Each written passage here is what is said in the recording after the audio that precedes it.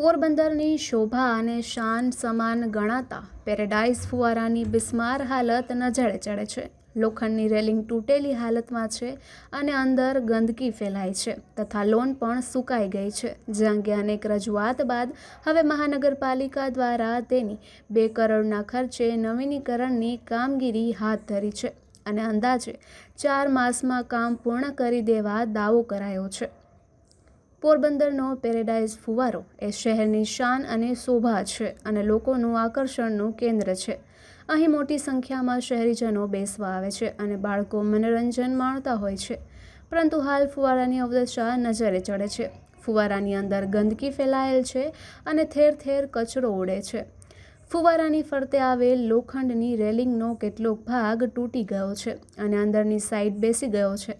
અંદર લાઇટના કેબલ પણ ખુલ્લા પડ્યા છે તો દિવાલમાં પણ ખુલ્લું વાયરિંગ નજરે ચડે છે, જેથી અહીં નાના બાળકો રમતા હોય તો વીજ શોકનો પણ ભય રહે છે.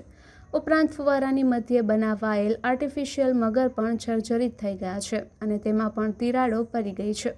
ઉપરાંત ફુવારાનો કેટલોક ભાગ પણ બિસ્માર હાલતમાં છે, તેમાં પણ ઘાસ ઉગી નીકળ્યું છે. અહીં ફુવારો અને રંગબેરંગી લાઇટો પણ બંધ હાલતમાં છે. ઉપરાંત શ્વાન, ગાય અને ડુક્કર સહિતના પશુઓ આંટાફેરા કરી રહ્યા છે. વર્ષ સુધી પહેલા આ ફુવારો શહેરના ઘરેણારૂપ હતો અને પ્રવાસીઓ માટે પણ આકર્ષણનું કેન્દ્ર હતો.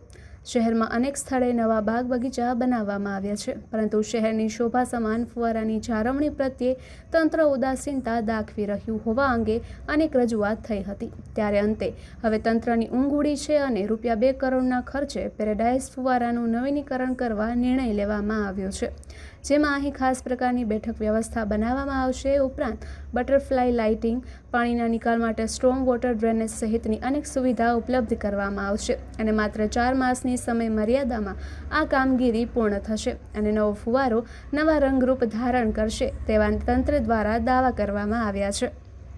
નિપુલ પોપટ, પોરબંદર ટાઈમ્સ.